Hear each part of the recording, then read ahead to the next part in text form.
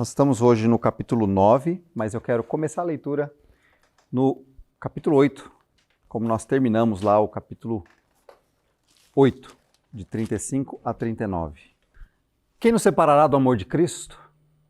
Serão aflições ou calamidades, perseguições ou fome, miséria, perigo ou ameaças de morte? Como dizem as Escrituras, por causa de ti, enfrentamos a morte, todos os dias somos como ovelhas levadas para o matadouro. Mas apesar de tudo isso, nós somos mais que vencedores por meio daquele que nos amou. E eu estou convencido de que nem morte, nem vida, nem anjos nem demônios, nem o que existe hoje, nem o que virá no futuro, nem poderes, nem alturas, nem profundidade, nada em toda a criação jamais poderá nos separar do amor de Deus revelado em Cristo Jesus, o nosso Senhor. Senhor, nós te agradecemos mais uma vez estarmos juntos aqui. Um grande privilégio, Senhor Deus, diante da Tua Palavra, podemos ler a Tua Palavra, podemos meditar sobre a Tua Palavra, podemos ser desafiados por ela e ao mesmo tempo consolados, uma mistura, Senhor, de consolo e exortação para que a nossa vida seja cada dia mais vivida para a glória do Senhor. Mas obrigado pelo privilégio, Senhor, que nós temos hoje de conhecer o Senhor um pouquinho mais através da Tua Palavra. Nos ajuda, Senhor, a entender esses textos, a pensar sobre eles, a refletir sobre eles, sobre esses versículos, e de fato sermos, Senhor, desafiados a uma vida ao Teu lado. Nos ajuda a desfrutar do privilégio do relacionamento com o Senhor, como nós cantamos. Ajuda-nos a aproveitar, Senhor Deus, da comunhão que nós podemos ter com o Senhor, do caminhar ao Teu lado. Então, ó Deus, eu te peço que o Senhor nos ajude aqui a entender, para que isso seja também crescimento nesse nosso processo ao lado do Senhor, de conhecer o Senhor um pouquinho mais. Quero pedir a Tua ajuda para entender o Teu Santo Espírito, nos dando compreensão do texto, nos ajudando, Senhor Deus, a trazer para a nossa mente, para o nosso coração e para as nossas atitudes, tudo isso para que o Senhor seja glorificado. Eu peço assim a ajuda do Senhor e agradeço, em nome do Senhor Jesus. Amém. Amém. Amém? Bom, irmãos, a gente terminou o capítulo 8 e terminamos dessa forma. O apóstolo Paulo pegou os primeiros 8 capítulos do livro dessa carta aos Romanos, escrevendo para aqueles irmãos, e ele, desde o capítulo 1, ele vem mostrando a incapacidade do ser humano de ser salvo. Mas ele vai dizer que o evangelho é, na verdade, o modo como Deus salva.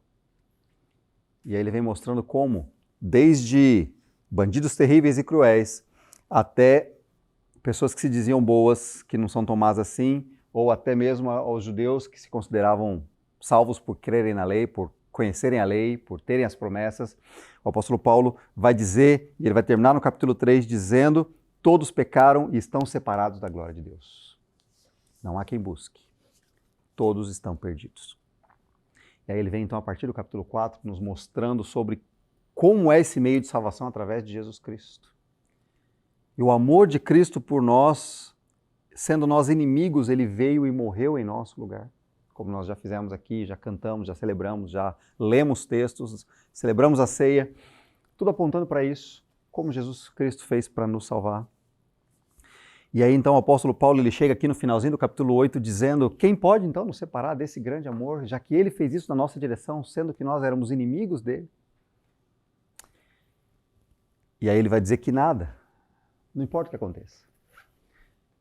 Ele está dizendo, não é que eu não vou passar sofrimento, ele vai dizendo, ainda que eu passe sofrimentos, ainda que eu passe fome, ainda que eu passe dificuldade, nada pode me separar desse amor de Cristo. Nós, apesar de tudo isso, nós somos mais que vencedores, nós somos conquistadores, ele fala, por meio de Jesus Cristo, aquele que nos amou. Por causa dele, através dele. E aí ele termina dizendo, eu tenho certeza, eu estou convencido de que nada na vida, nem na morte, nem anjos, nem demônios, nada na criação pode nos separar desse amor, né? Jamais poderá nos separar, que foi revelado em Cristo Jesus. Só que aí, nós vimos isso um pouquinho na semana passada, quando eu resumi os capítulos de 9 a 11.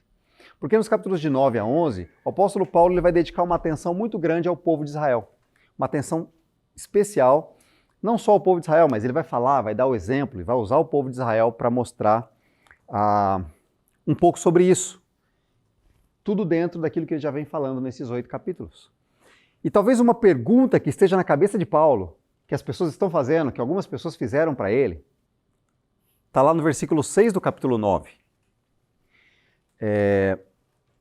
Tá bom, nada poderá nos separar do amor de Deus que está em Cristo Jesus. E ele diz assim, acaso Deus deixou de cumprir sua promessa a Israel? A pergunta é, e Israel? E Israel? E o povo de Israel? Não era o povo escolhido de Deus? Eu quero ver com vocês hoje, olhando para esses textos, o apóstolo Paulo vai responder essa e outras perguntas que poderiam ser perguntas das pessoas naquele momento, diante do evangelho, né, sendo pregado pelo apóstolo Paulo, que era judeu. Que era no sentido não que ele deixou de ser, mas que ele já morreu, né? Mas que naquela época ele era judeu, né? Ele não deixou de ser judeu. Ele não deixou de ser israelita, né, da nação de Israel. Então, o apóstolo Paulo vai responder essas perguntas, algumas das perguntas que vão surgir aí, né? E o capítulo 9 vai falar sobre isso, mostrando um pouquinho o passado do povo de Israel e como Deus age. E eu coloquei aqui, irmãos, algumas coisas para a gente aprender sobre Deus hoje, através desse capítulo, tá bom? Algumas coisas que me chamam a atenção sobre a pessoa de Deus, para que a gente possa nos aproximar de Deus, para que a gente possa conhecer a Deus. Lembra que o propósito principal de estudarmos as Escrituras é conhecer a Deus e a sua vontade, né? Para nos aproximar dele, para desfrutar do relacionamento com ele. Ele se revela a nós, ele decidiu se revelar a nós, né? E a primeira coisa, então, voltando, nos versículos de 1 a 5, a pergunta talvez fosse, tá bom, Paulo, e o povo de Israel? E o povo de Israel?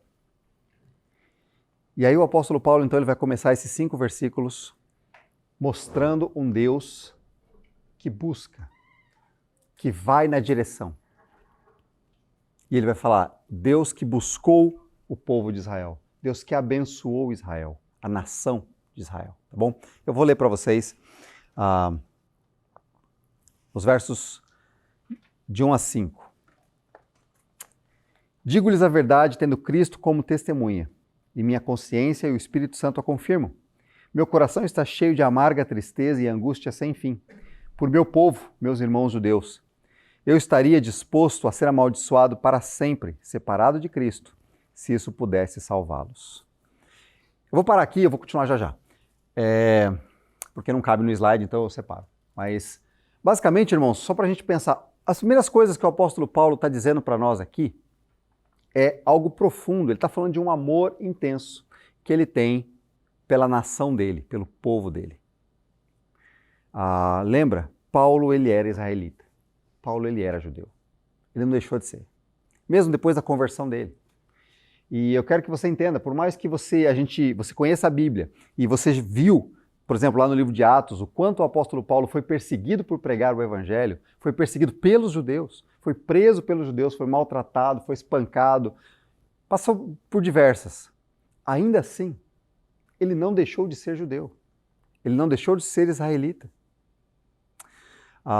Ele não deixou de pertencer à nação de Israel, era o povo dele. E ele vai mostrar que nesse começo, que ele amava esse povo. Então ele está dizendo o seguinte, talvez alguém possa perguntar, então quer dizer que Deus rejeitou o povo de Israel? Deus deixou de cumprir as suas promessas feitas ao povo de Israel? E o apóstolo Paulo vai começar esse trecho dizendo assim, o meu coração se angustia por eles. Deus é testemunha. O meu coração transformado pelo Espírito Santo, a minha consciência transformada pelo Espírito Santo, são testemunhas do amor que eu sinto por esse povo, pelos meus irmãos, pela minha nação, né? Ele vai dizer, o meu coração está cheio de amarga tristeza e angústia. pelo meu povo, os meus irmãos judeus. Eu destaquei aqui, eu esqueci de pôr. Os meus irmãos judeus. Né? E aí, irmãos, a gente falou isso na semana passada, mas é sempre bom a gente lembrar, né? Que profundo amor é esse que o apóstolo Paulo demonstra? E ele diz o seguinte, olha, eu estaria disposto a ser amaldiçoado para sempre, separado de Cristo, se isso pudesse salvá-los. Entenda, isso não pode acontecer. Paulo não pode escolher, Deus, eu vou no lugar deles, tá bom? Isso não acontece. Mas o apóstolo Paulo aqui, ele está demonstrando um amor, na verdade. Se isso pudesse salvá-los, na verdade, por amor a eles, eu estaria disposto a receber a condenação que seria deles. Tão profundo preocupação e amor eu tenho por esse povo. E é interessante, irmãos, porque Moisés falou alguma coisa parecida no Êxodo, né? Ele disse, Deus, então me leva, né, na questão do povo, né, no lugar deles. E é interessante essa ideia desse amor que ele tinha por seu povo. E aí ele continua. Quem é esse povo? E ele vai mostrar como Deus abençoou essa nação. Eles são o povo de Israel. E aí ele vai mostrar 8 coisas que Deus deu a esse povo. Já vou colocar todas aqui. Eles foram escolhidos para serem filhos adotivos de Deus, ou escolhidos por adoção, né? Deus os chamou. Essa nação, povo de Israel, Deus os escolheu. Segundo, ele revelou a esse povo a sua glória. Eles viram lá, né, a glória de Deus descendo no templo, descendo no monte. Eles viram, eles experimentaram isso. Deus fez uma aliança com eles, ou várias alianças, pelo menos se você for pensar nos pactos que Deus fez com Abraão, depois com Davi, fez com Moisés, mostrando, né, Deus fez alianças com esse povo. Isso é bênção para eles, para essa nação. Deus deu a eles a lei. Irmãos, nenhuma outra nação tinha uma lei que veio do próprio Deus para ajudá-los a olhar para a vida, para ajudá-los a serem povo, a se relacionarem entre eles. Eles tiveram o privilégio de receber de Deus a lei. Deus lhe deu a sua lei. E o privilégio de adorá-lo, né? Deus instituiu esse processo de adoração ao próprio Deus, ao nosso Deus, ao Deus Todo-Poderoso. Eles tiveram isso, esse privilégio. E além de receber as promessas de Deus, as promessas que Deus deu ao povo, à nação de Israel. E aí ele vai dizer que do povo de Israel vêm os patriarcas. Quem são os patriarcas? Né? O início do povo, Abraão, Isaac, Jacó, as 12 tribos. O início do povo de Israel vem de Israel. Deles vêm os patriarcas. É bênção para eles. Deus escolheu esse pessoal. E aí ele chega no ponto, ele vai dizer, e o próprio Cristo. O próprio Cristo. E aí ele colocou 2 coisas ali que eu quero destacar com vocês. A primeira delas, o próprio Cristo, quanto à sua natureza humana, ele era israelita. Ele veio pela nação de Israel. Ele nasceu numa família israelita, de uma das tribos de Israel. Né? Então, o próprio Cristo, quanto à sua natureza humana, ele era israelita. Foi através do povo de Israel. Deus escolheu o povo de Israel para trazer até o mundo o Salvador, o Cristo. Então, Deus escolheu essa nação para trazer até o mundo o Salvador. Tá? Só que aí ele não vai parar por aí. Né? Ele não vai dizer que é só pela natureza humana. O apóstolo Paulo ele tinha que dizer de forma muito, muito clara e objetiva: Jesus, ele é Deus. Essa era uma das grandes objeções dos judeus. Jesus pode até ser um cara legal, um grande profeta, um grande mestre, mas Paulo diz com todas as letras, não, ele é Deus. Ele não é só um grande profeta. Ele é Deus, aquele que governa sobre todas as coisas e é digno de todo louvor, para todo sempre. Amém. Então aqui o apóstolo Paulo ele nos lembra, e lembra quem estava ouvindo essa carta, da pessoa de Jesus Cristo, 100% homem, veio na linhagem de Davi, israelita, mas ele é 100% Deus, que governa sobre todas as coisas e ele é digno de louvor para todo sempre. Então, irmãos, o que nós vemos aqui? É interessante nós percebermos que a primeira coisa que eu destaquei nesses versículos é Deus buscou esse povo e Deus abençoou essa nação. Deus abençoou a nação de Israel. E Deus tinha um propósito para ela, por isso que Deus escolheu ela, e nós vamos falar sobre isso daqui a pouco. Mas Deus foi na direção deles. E talvez algumas pessoas possam pensar, tá, mas então, mas e o resto do mundo, né? Porque Deus escolheu só uma nação entre tantas? E aí nós vamos conversar um pouco sobre isso, porque a próxima pergunta é, tudo bem, esse é o povo de Israel, povo abençoado por Deus. Aí, a pergunta que vai começar o versículo 6, que é o versículo seguinte aqui. Deus, né, escolheu esse povo, abençoou esse povo, e aí a partir do versículo 6 ele vai falar, será que a palavra de Deus então falhou? Será que Deus não cumpriu as suas promessas a Israel? O que aconteceu então?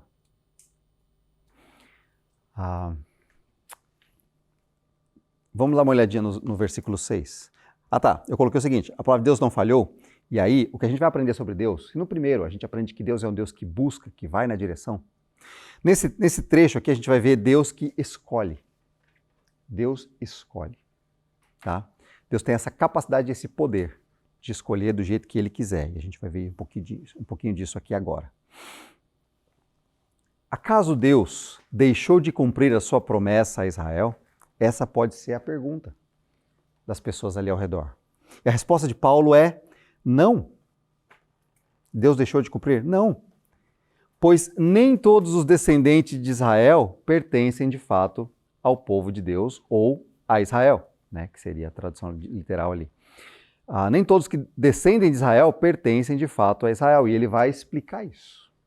Tá?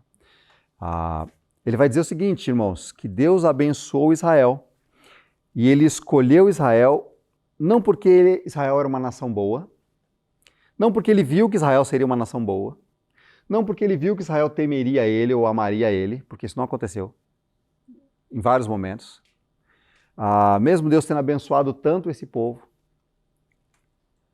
Deus escolheu eles não pela herança deles por causa dos patriarcas, ou pelo que eles fizessem de bom, mas Deus escolheu eles porque Deus quis. Deus quis escolher um instrumento para trazer à terra, para mostrar-se a nós, para mostrar-se ao mundo. E mesmo o povo de Israel, no Antigo Testamento, eles deviam falar de Deus, anunciar Deus. Mas, na verdade, o que eles fizeram? Eles se fecharam e disseram, nós somos o povo eleito de Deus. Nós somos o povo santo que ninguém mexe. Ao invés de mostrar Deus para os povos vizinhos, né?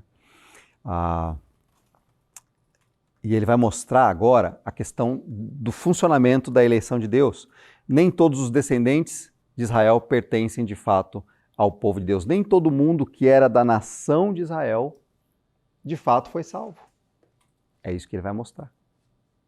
Tá bom? Alguns aqui vão dizer que esse segundo povo de Deus aí, que em algumas versões diz Israel de novo, está falando da igreja, mas no contexto a gente não vê isso. Paulo está falando do povo de Israel mesmo, aqueles que foram salvos e aqueles que não foram salvos, dentro do povo de Israel existia. E ele está dizendo, de fato, o povo de Deus, nem todo mundo pertence a ele. Ele vai continuar dizendo, só porque são descendentes de Abraão, então ele vai para os patriarcas. Tá? O pai da nação de Israel, o início de tudo, Abraão, só porque são descendentes de Abraão, não significa que são verdadeiramente filhos de Abraão. Ok? Aí ele vai citar o texto bíblico, ele vai dizer ao contrário. As escrituras dizem, Isaac é o filho de quem depende a sua descendência, né? Ou de quem é considerado a sua descendência. Isso significa que os descendentes físicos de Abraão não são necessariamente filhos de Deus. Apenas os filhos da promessa são considerados filhos de Abraão. Pois Deus havia prometido, voltarei por esta época e Sara terá um filho. Tá. Irmãos, é interessante porque talvez você lembre da história, eu quero que você lembre da história, né? Nós estamos falando que Deus chamou Abraão e disse, farei de você uma grande nação. Deus fez uma aliança com ele. Não existia povo de Israel ainda. Deus chamou Abraão e disse, eu farei de você uma grande nação. E aí, Abraão já era velho e ele não tinha filhos. E Deus disse, não, eu farei de você uma grande nação. Então Abraão deu um jeitinho e ele teve filho com a sua escrava, né?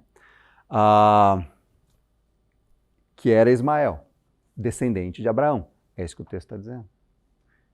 Foi o primeiro filho mais velho. Mas Deus disse, não é esse. Eu voltarei por esta época e Sara, sua esposa, terá um filho. Esse é o filho do qual eu prometi, da qual viria a grande nação. Que filho é esse? Isaac. E aí o que aconteceu então? O que o texto está dizendo, que o apóstolo Paulo está dizendo que é de Isaac é o filho de quem depende a sua descendência. De quem será essa grande nação de Israel. Então o escolhido é Isaac e não Ismael. Então não é porque é descendente de Abraão que é filho da promessa. Não é. Ismael não faz parte das promessas de Deus. Deus escolheu Isaac. Mas aí você pode pensar, tá certo, né? Deus disse que seria pela esposa, Deus falou para Abraão esperar e tudo mais, ele não esperou e etc. Era filho de uma mãe que não era para ser, sei lá, talvez fosse esse o pensamento. Só que aí o apóstolo Paulo ele continua então. Esse fato não é único. Ele vai dizer, também Rebeca ficou grávida do nosso antepassado Isaac e deu à luz gêmeos. E ele destaca isso porque é muito interessante, irmãos. Então agora nós estamos falando o seguinte, Abraão foi o escolhido, Deus chamou, beleza. Não foi Ismael, foi Isaac. Então Isaac foi o escolhido. Agora, olha que interessante como que foi a escolha de Isaac. Isaac, ele teve 2 filhos, gêmeos, né? Que é filhos da mesma mãe, Rebeca. Ok? Até porque não tem como ser gêmeos se fosse de 2 mães separadas. Né? Mas voltando aqui. Os gêmeos da mesma mãe e do mesmo pai. Só que ainda assim,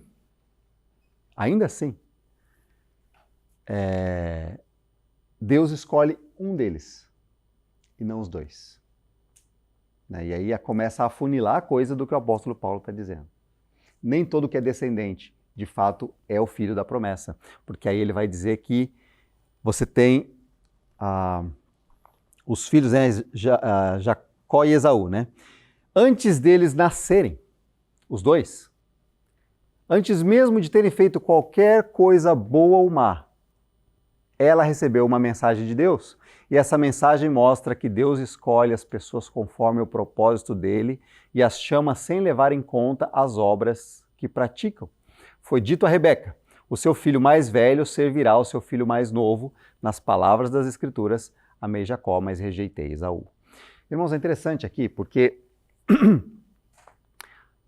agora Paulo está mostrando para nós e para o povo que Deus chama como Ele quer, Deus escolhe como Ele quer. Normalmente, quem seria o filho escolhido seria o mais velho. Né? No caso aqui seria Esaú. Mas Deus escolheu o filho mais novo. E aí, o apóstolo Paulo deixa bem claro, não é porque Jacó era melhor, não é porque Esaú era ruim, não é porque Deus viu que Jacó seria uma pessoa boa ou creria em Deus, nada disso. O texto está dizendo, e deixa muito claro para nós, que o objetivo de Deus, antes mesmo deles terem feito qualquer coisa boa ou ruim, não importa. Deus escolhe as pessoas conforme os propósitos dele, conforme os propósitos de quem chama. Deus tem os seus propósitos e ele escolhe como ele quer. E ele é soberano para fazer isso. E ele é poderoso para fazer isso. E aí talvez você pergunte, então por que Deus não escolheu outras nações? Porque ele não quis. Porque ele escolheu Israel para fazer esse meio do Salvador chegar à terra.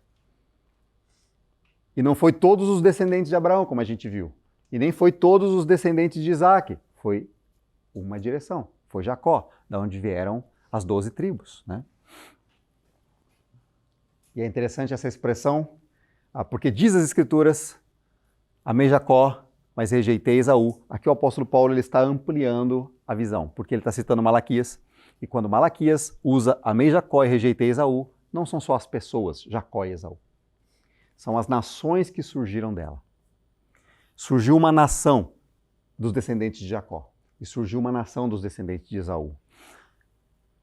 E Deus falando sobre a escolha, Paulo falando sobre a escolha de Deus, ele está dizendo, eu escolhi Israel, os descendentes de Jacó. E não escolhi, rejeitei os descendentes de Esaú, sendo do mesmo pai e da mesma mãe. Então, o apóstolo Paulo começa a falar então desse Deus que escolhe. E Deus escolheu não porque ele viu alguma coisa boa, não porque tinha alguma coisa boa de fé, de fidelidade. E eu falei isso para vocês na semana passada, irmãos, é impressionante. Porque se você lembrar da vida de Jacó, você vai lembrar que Jacó não era uma pessoa boa. Jacó era o enganador. Jacó enganou mais de uma vez, né? Aí eu até brinquei que você não ia querer ter Jacó como seu vizinho, porque Jacó era aquele aproveitador, ele tentou várias vezes, né?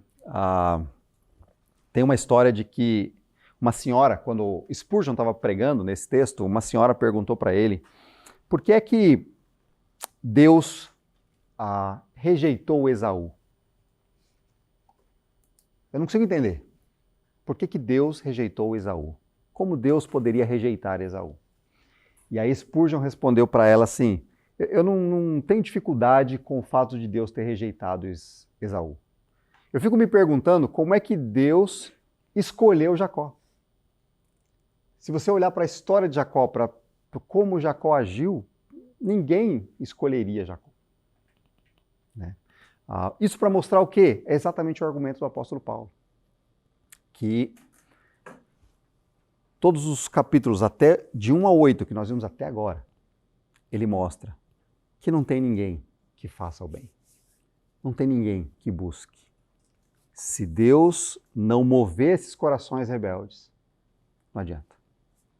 A tendência do coração humano é se afastar de Deus. Então, quando Deus escolheu, ele estava abrindo os olhos dessa pessoa para que ela fizesse uma coisa que seria antinatural para ela. Né? Então, Deus escolheu a nação de Israel.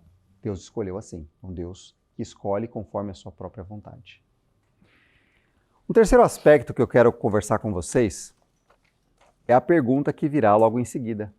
Tá bom, peraí. Então, Deus escolheu Jacó e não escolheu Esaú. Deus não está sendo injusto? Será que Deus foi injusto? Essa era a pergunta que poderia surgir. Ou que surgiu, talvez, nos arredores de Paulo ali, quando ele conversava sobre isso. E eu quero dizer o seguinte, irmãos. Além de Deus ser um Deus que escolhe, Deus é misericordioso, ao contrário de injusto. Tá? Deus é completamente justo. E nós precisamos entender que toda a humanidade, que é o que o apóstolo Paulo falou até aqui, toda a humanidade deveria ir para o inferno e ser condenada por causa do pecado. Isso seria justo. Deus estaria sendo justo se isso acontecesse. Mas Deus decidiu agir com misericórdia, escolhendo alguns. Então, Deus está sendo injusto? Vamos ler a partir do versículo 14. Continuando aí no texto. Estamos então dizendo que Deus foi injusto? Claro que não, pois Deus disse a Moisés, terei misericórdia de quem eu quiser e mostrarei compaixão a quem eu quiser. Portanto, a misericórdia depende apenas de Deus e não do nosso desejo, nem dos nossos esforços. Pois as Escrituras afirmam que Deus disse a Faraó, eu coloquei em posição de autoridade com o propósito de mostrar em você o meu poder e propagar meu nome sobre toda a terra. Como podem ver, ele escolhe ter misericórdia de alguns e endurecer o coração de outros. Será que Deus foi injusto? É a pergunta, já que Deus escolheu um e não o outro. E o apóstolo Paulo vai dizer, não, Deus não foi injusto. Deus não é injusto. Na verdade, Deus é muito misericordioso, porque Ele decidiu mostrar a sua misericórdia a quem Ele quis. Não por ter visto alguma coisa boa nessa pessoa, mas foi porque Ele quis, simplesmente assim. Porque Ele não veria, irmãos, nada de bom em nós, nada de bom nos povos. Deus decidiu mostrar a sua compaixão a quem Ele quis.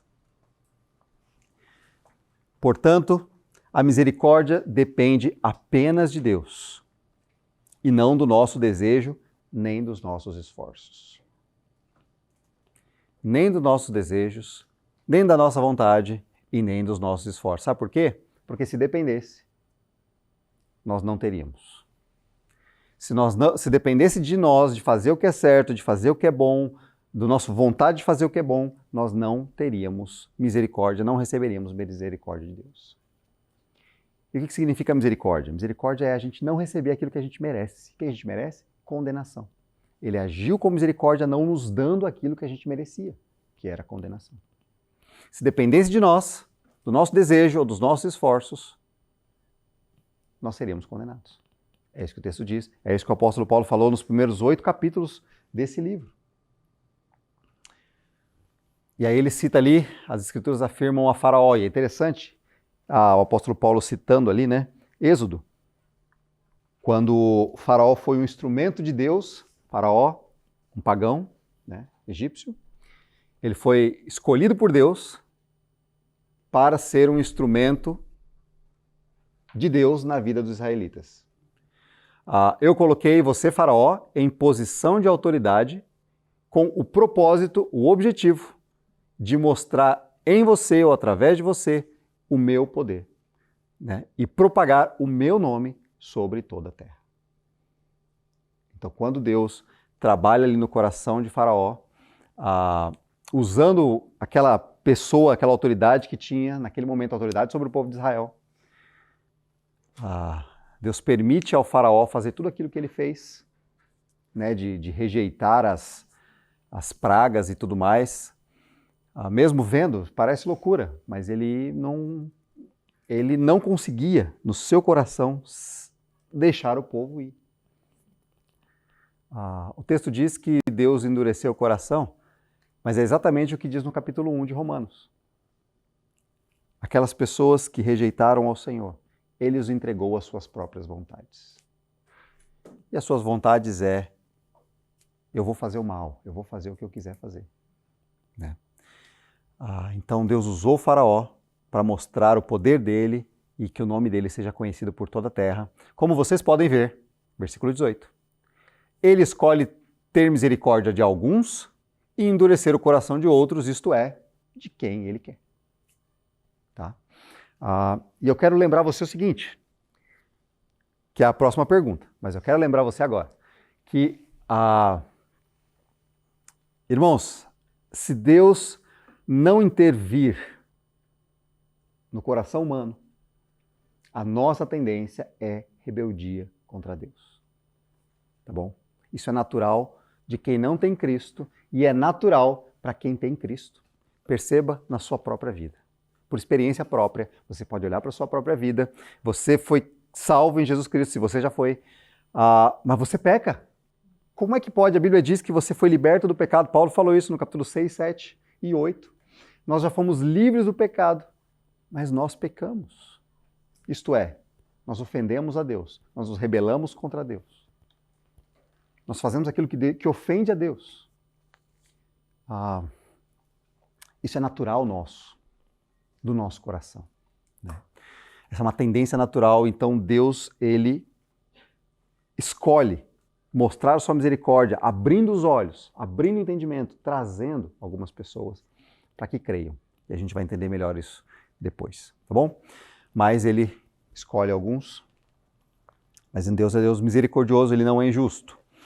E aí ele diz assim, olha, Ele escolhe ter misericórdia de alguns e endurecer o coração de outros. Aí a próxima pergunta é uma pergunta boa. Então, peraí, por que Deus nos culpa? Essa é a pergunta do próximo versículo, versículo 19. Mas antes de eu responder essa pergunta olhando para o texto, eu quero dizer para vocês que a gente olha aqui, além de a gente ver um Deus misericordioso, a gente vê um Deus soberano. Nós falamos sobre isso no começo do culto. Irmãos, Deus é alguém que tem controle sobre todas as coisas. Isto é ser soberano. Ele é absoluto. Ele é a autoridade máxima de tudo que existe. Deus é soberano, acima de todas as coisas, no controle de todas as coisas, no poder sobre todas as coisas. É isso que soberano significa. Não tem nada que esteja fora da direção do governo de Deus. Deus é soberano. Então, por que Deus nos culpa? E eu quero dizer para vocês que Deus é um Deus soberano. Nós vamos ler aí a partir do versículo 19 até 23. Mas algum de vocês poderá dizer, então por que Deus nos culpa? Não estão apenas cumprindo a vontade dele? Essa é uma pergunta boa, né? Se você está diante do que Paulo acabou de falar, né? Deus escolhe alguns, assim como Deus vem fazendo com o povo de Israel desde o começo. Escolheu Abraão, não outras pessoas lá da região. Deus escolheu Isaac, não Ismael. Deus escolheu Jacó, não Esaú. Deus escolheu. Deus foi escolhendo aquela nação que ele quis formar, que ele quis usar, que ele quis trazer. Né? E ele escolheu porque ele quis, porque ele é misericordioso e porque ele é soberano. E aí a pergunta vem, então, se Deus é assim, por que Deus os culpa? Não estão apenas cumprindo a vontade dele? E aí a resposta do apóstolo Paulo, ele vai citar um texto que é comum, já no Antigo Testamento, Isaías aparece algumas vezes. Ele vai usar o exemplo do oleiro, do cara que faz vaso de barro. Mas antes disso ele diz assim no versículo 20, ora, quem é você, mero ser humano, para discutir, para questionar Deus? Quem é você? Para discutir ou questionar Deus, o Deus soberano. E aí ele vai usar então o exemplo do oleiro. Ele vai dizer assim, acaso o objeto criado pode dizer àquele que o criou, por que você me fez assim? O oleiro não tem o direito de usar o mesmo barro para fazer um vaso para uso especial e outro para uso comum? Da mesma forma, Deus tem o direito de mostrar a sua ira e o seu poder, suportando com muita paciência aqueles que são objetos da sua ira, preparados para a destruição.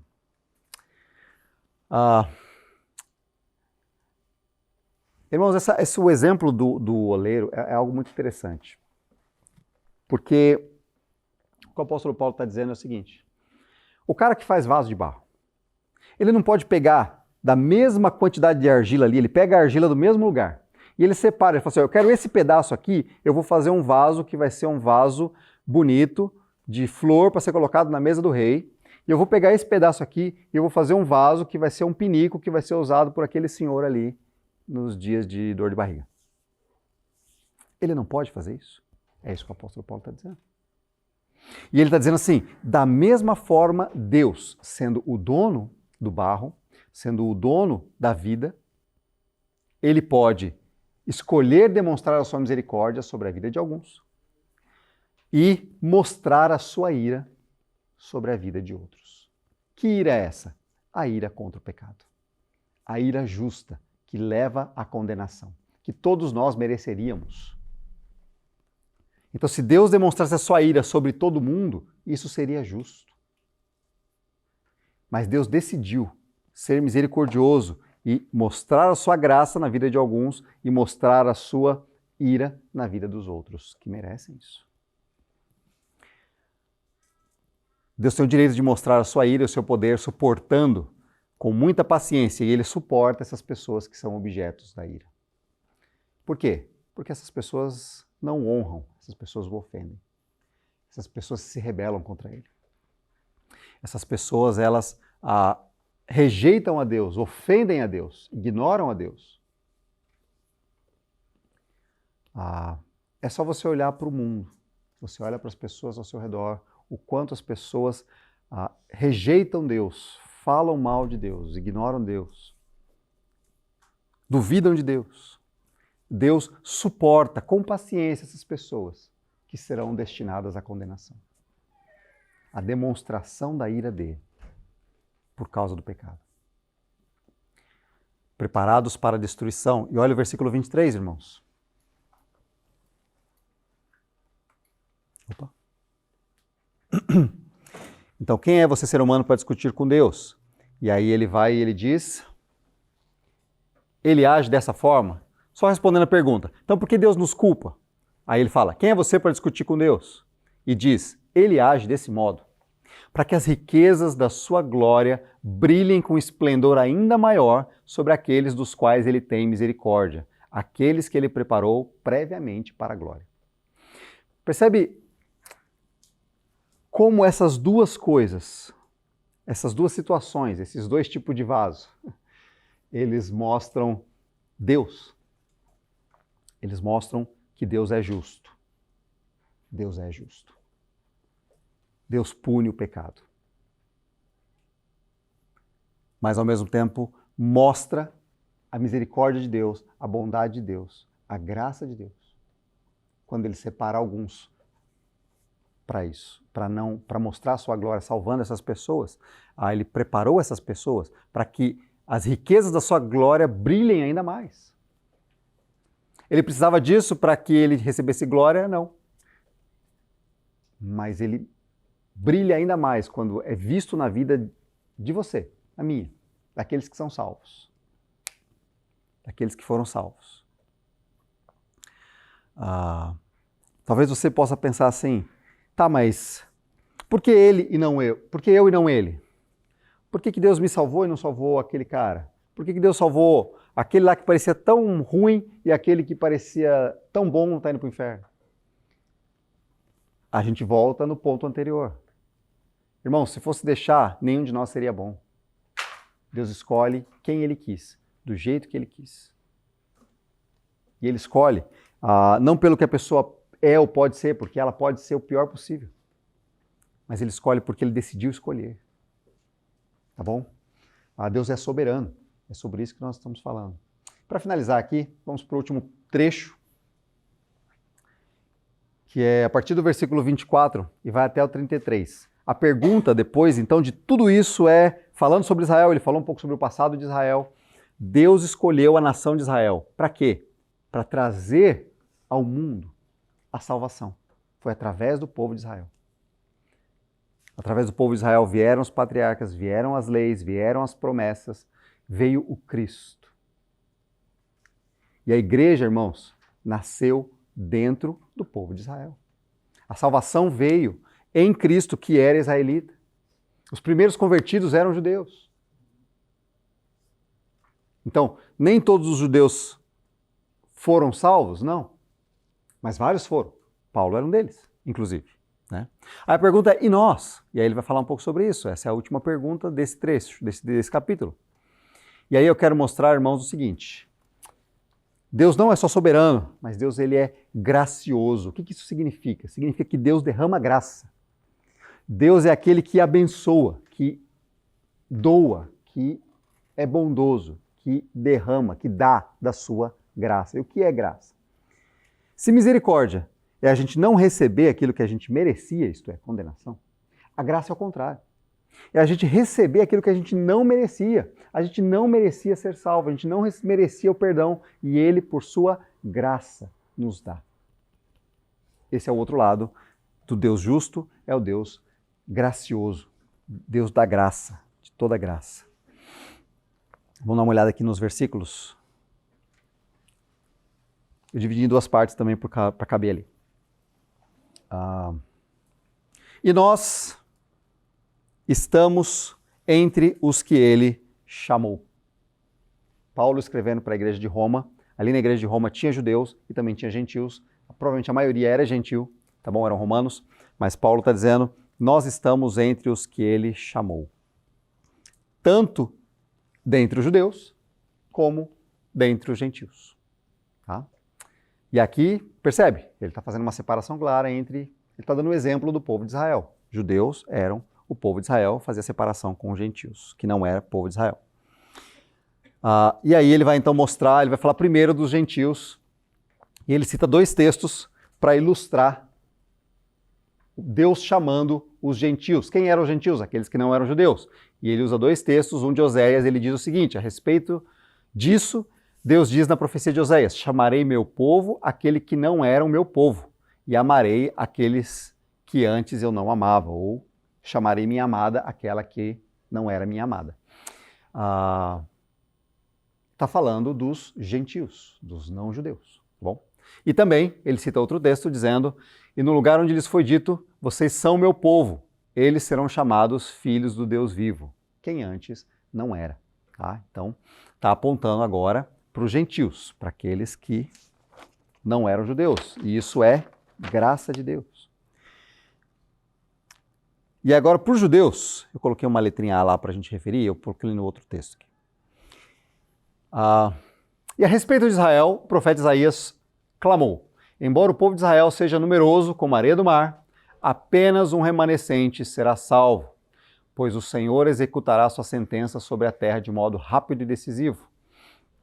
E como Isaías tinha dito em outra passagem, se o Senhor dos Exércitos não houvesse poupado alguns de nossos filhos, teríamos sido exterminados como Sodoma e destruídos como Gomorra. E aí agora ele está mostrando então o outro lado, tanto dos gentios, profecia sobre como o povo de Israel. Irmãos, então, o que o apóstolo Paulo está dizendo? Nem todos da nação de Israel serão salvos. Eles foram escolhidos como nação para trazer ao mundo, para mostrar ao mundo, para mostrar Deus ao mundo, para mostrar o Salvador. Mas nem todos da nação de Israel serão salvos. Ele vai dizer que um remanescente, isto é, um pequeno grupo dentro do povo de Israel será salvo. Tá bom? Nesse momento, os israelitas lidam com essa questão. Tá? E isso não é estranho, irmão. Se você olhar na história, você vai ver que, por exemplo, quando o povo estava no Egito, foram 400 anos de escravidão. O povo não estava esquecido por Deus. Deus estava agindo nos seus propósitos ali. Quando o povo saiu do Egito, era para ele ir para a Terra Prometida. Só que por causa do coração deles, eles passaram 40 anos no deserto. Deus não os abandonou. Propósitos de Deus no coração deles. Parte do povo de Israel passou mais de 50 anos, ou quase 50 anos, na verdade, como escravos, como cativos na Babilônia. Deus esqueceu deles? Não. Fazia parte dos propósitos de Deus para com o povo de Israel. Quando a gente olha, depois, né, você teve os assírios, os babilônios, eles foram escravos dos gregos. E aí depois você tem, quando entra o Novo Testamento, os israelitas eles são escravos dos romanos. Deus esqueceu deles? Não. Faz parte dos propósitos de Deus lidando com o povo, né? Para trazer para nós o Salvador que viria naquele momento e o povo de Israel rejeitou. E é isso que a gente vai falar mais para frente. O que tudo isso significa? Versículos de 30 a 33. O que tudo isso significa?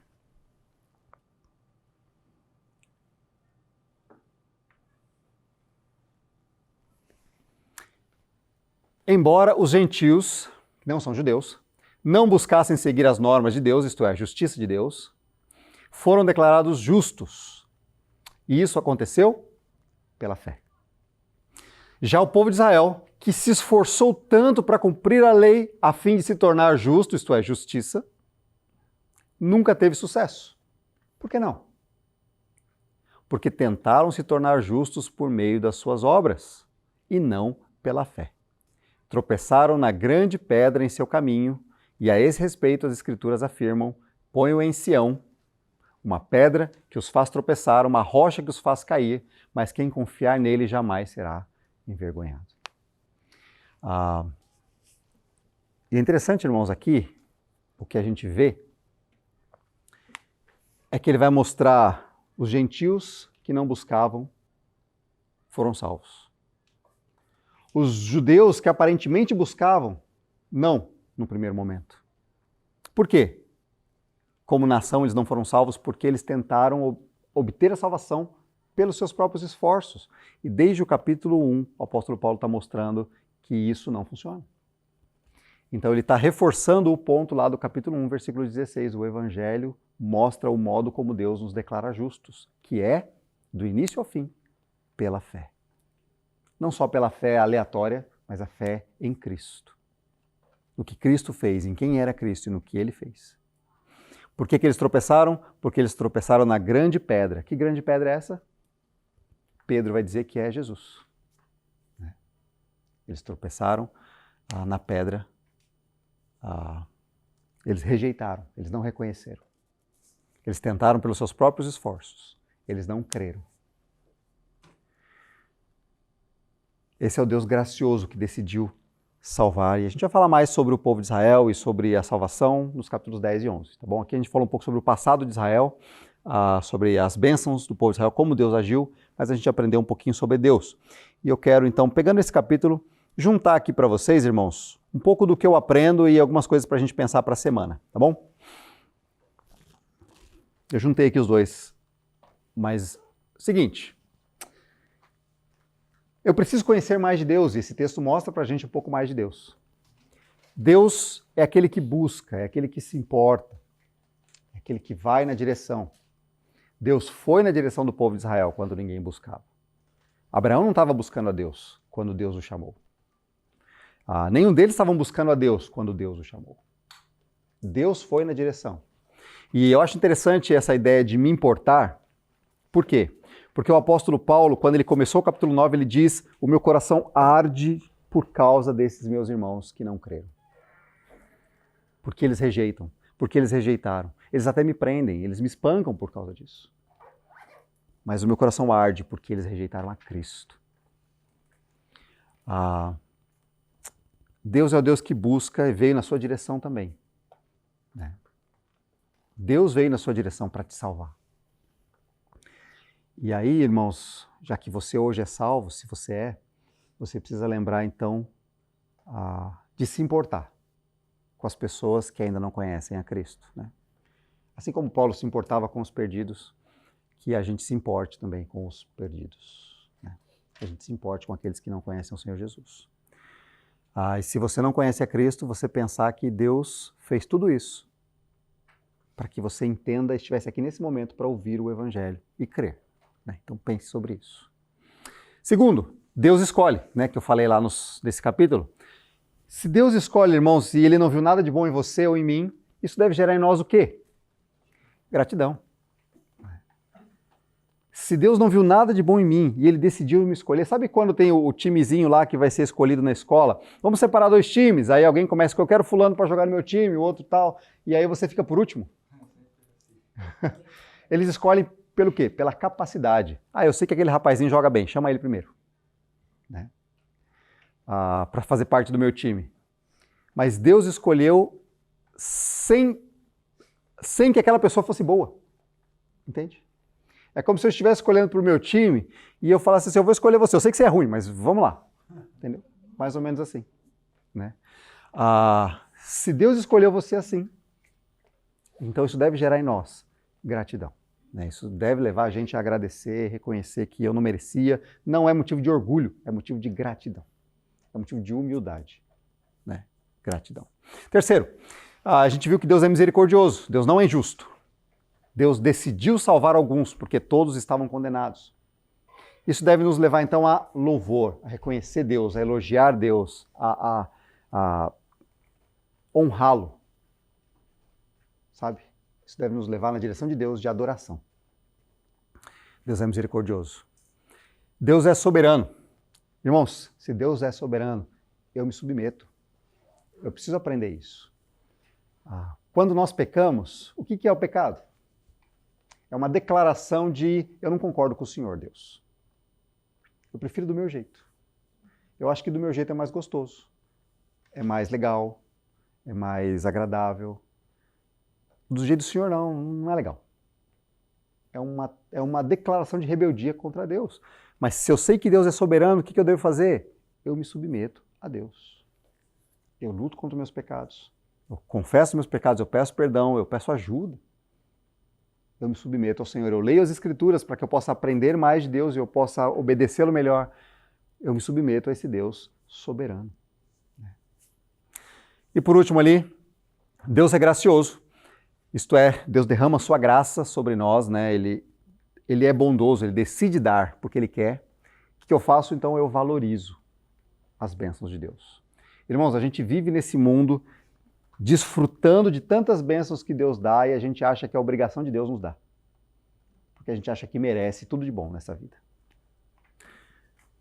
Mas se Deus dá porque ele dá por bondade, eu preciso valorizar como, puxa, eu não merecia, mas Deus me deu. Como Deus é bom.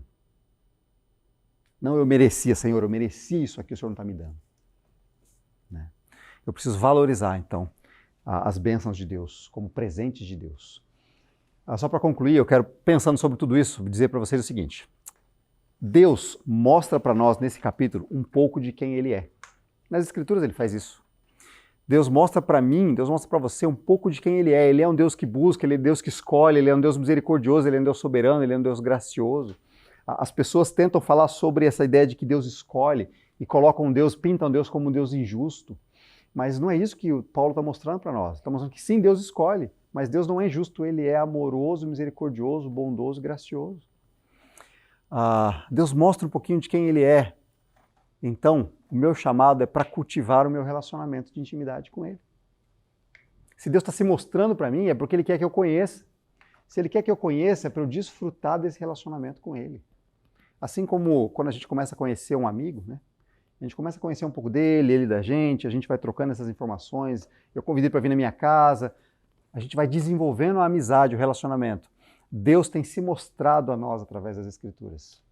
E Ele quer que você se aproxime dele, desfrute desse relacionamento. Como? Me importando com Ele, com as pessoas, sendo grato a Ele, louvando a Ele, me submetendo à vontade dEle, valorizando as bênçãos que Ele tem nos dado. Então esse é o exercício de cultivar aí o meu relacionamento de intimidade com o Senhor. Que seja esse exercício para nós, através do capítulo 9 de Romanos aí também. Tá bom? Vamos orar?